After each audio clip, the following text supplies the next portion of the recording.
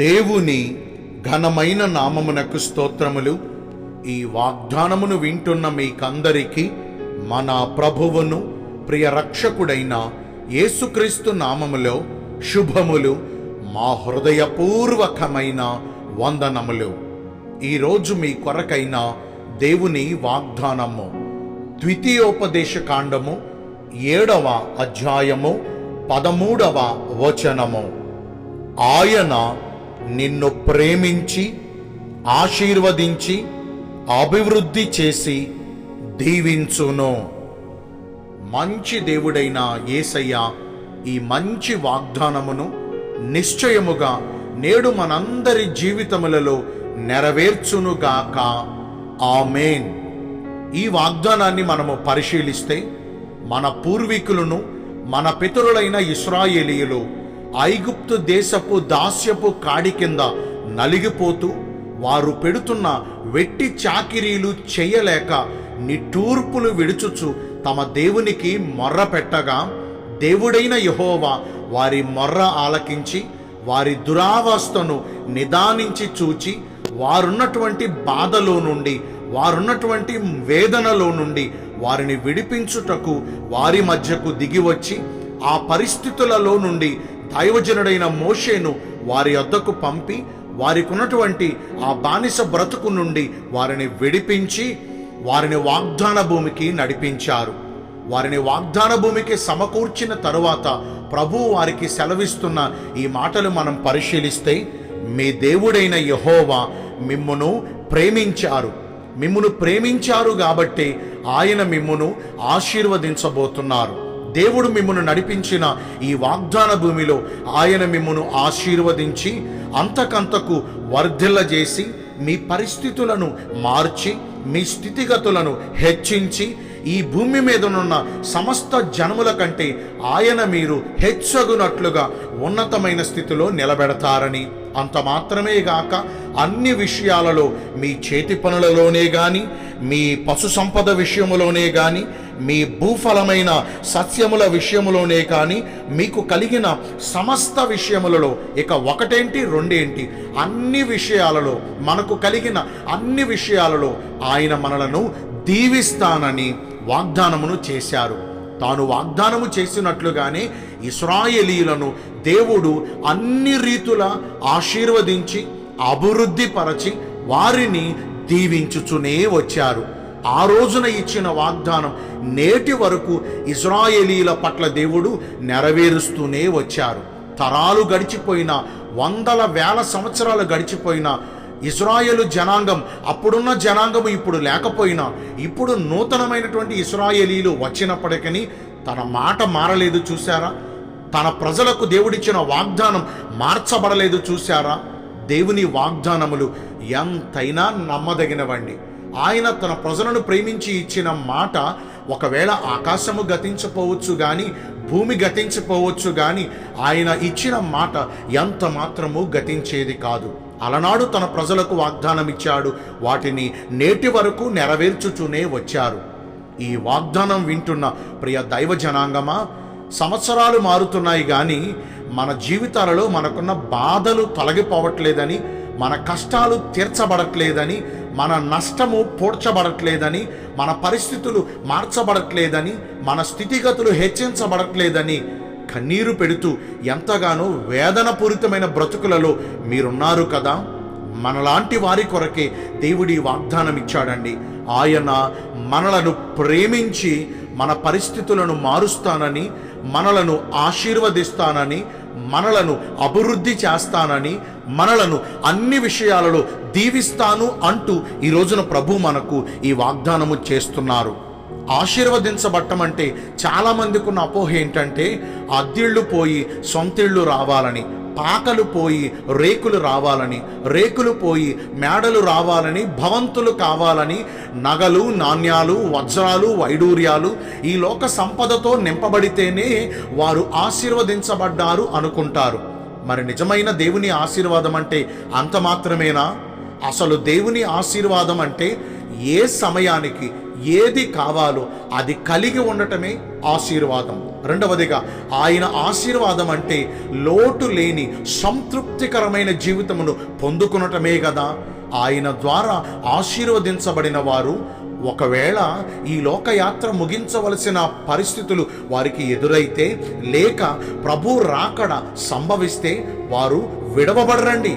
ప్రభు రాకడలో ఎత్తబడే గుంపులో జ్ఞాపకము చేసుకుని తీర్పు దినమున నిర్దోషమైన తీర్పును పొందుకుని, తండ్రి ఏర్పరిచిన, లోకము పుట్టినది మొదలుకుని తండ్రి మన కొరకు సిద్ధపరిచిన ఆ నీతి రాజ్యములోనికి, ఆ శాశ్వత రాజ్యములోనికి, ఆ పరలోక పట్టణములోనికి వారు అడుగు పెడతారు.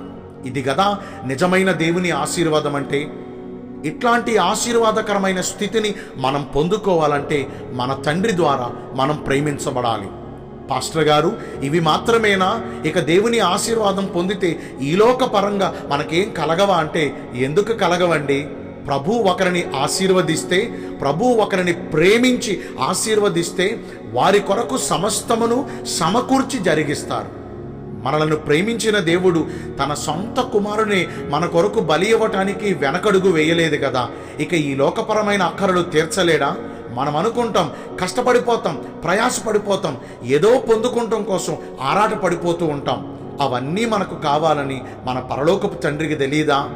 మన పిల్లలకు ఎప్పుడు ఏది పెట్టాలో, ఎప్పుడు ఏది ఇవ్వాలో తల్లిదండ్రులుగా మనకు తెలీదా? మనకే అంత తెలిసినప్పుడు మన కొరకు తన రక్తమంతా ధారబోశాడు, మన కొరకు తన దేహమందు చేల్చబడ్డాడు, మనలను అమితముగా శాశ్వతమైన ప్రేమతో ప్రేమించారు. ఆయన ప్రేమకు హద్దు లేదండి. ఆయన ప్రేమను ఒకరు కొలవలేరండి. ఆయన ప్రేమ శాశ్వత కాలం ఉంటుందండి. అంత ప్రేమ కలిగిన దేవుడు మన ప్రభు అయిన యేసయ్య ఈరోజు మనకున్న ఈ చిన్న చిన్న అక్కరలు, ఈ అల్పమైన కోరికలు, ఈ లోకపరమైన అవసరతలు ఆయన తీర్చలేడా?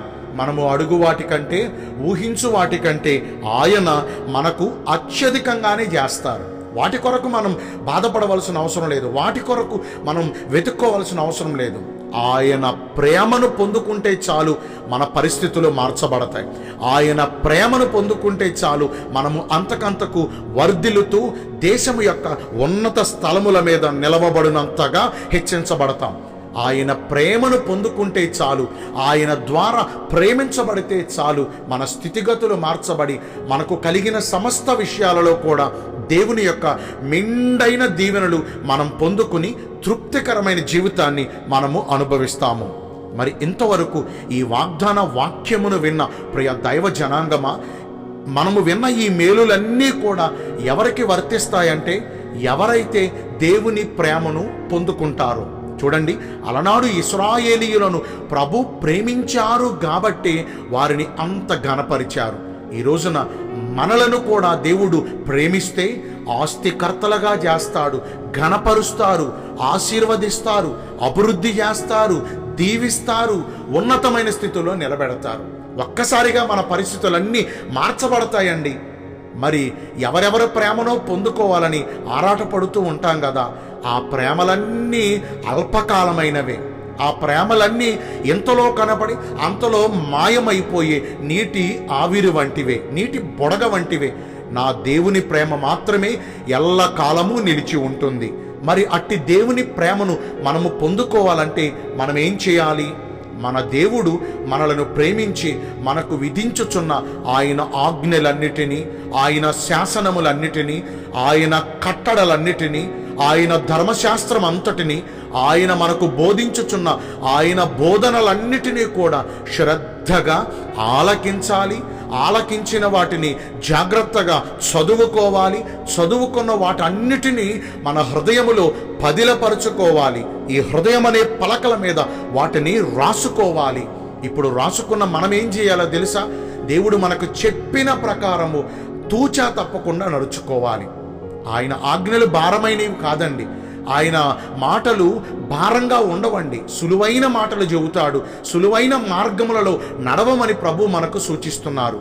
ఈ రోజున ఇది చేయలేక చాలామంది దేవుడిచ్చే ఆశీర్వాద స్థితిని కోల్పోతున్నారు. నేడు మనమైతే అలా ఉండొద్దు. ఇప్పుడు ప్రభు చెప్పినట్లుగా ఆయన మనకు సూచించిన వాటన్నిటి ప్రకారము మనము అనుసరించి నడవగలిగితే నిశ్చయంగా ఆయన ప్రేమను మనం పొందుకుంటాం. ఆయన ప్రేమను పొందుకున్నామనుకో, ఇదిగో ఇప్పుడు ఈ వాగ్దానములో విన్న ధన్యకరమైన జీవితాన్ని మనము అనుభవిస్తాం. మరి నేటి నుంచి ఆయన ప్రేమను పొందుకున్నట కొరకు ప్రయాస పడదామా? దేవుడి కొద్ది మాటలు మన వినికిడిలో దీవించునుగాక. ఆమేన్. మీ కొరకు ఒక చిన్న ప్రార్థన చేస్తానండి. పరిశుద్ధుడా, ప్రేమ కలిగిన యేసురాజా, మీ కృపగల ఘనమైన నామమును బట్టి నిండు మనసుతో కోట్ల కొలదిగా మీకు మా కృతజ్ఞత స్తుతులు స్తోత్రములు వందనాలు చెల్లిస్తున్నాం. మీ ద్వారా ప్రేమించబడిన వారు ధన్యకరమైన జీవితమును పొందుకుంటారని ఈరోజు వాగ్దానము ద్వారా తెలుసుకున్నాం. మీ ప్రేమను పొందుకున్నట కొరకు మమ్మను మేము మార్చుకునే కృపను దయచేయమని ప్రార్థిస్తున్నాను. ఈ రోజున ఎందరైతే పుట్టిన రోజులను, వివాహ దినములను, ఇతరమైన శుభకార్యములను జరిగించుకుంటున్నారో వారందరికీ మెండైన దీవెనలు కుమ్మరించమని, మీ రాకడ కొరకు మమ్మను సిద్ధపరచమని యేసుక్రీస్తు ప్రశస్త నామమున ప్రార్థించి వేడుకొనుచున్నాను మా ప్రియ పరలోకపు తండ్రి. Amen. May God bless you all. Thank you.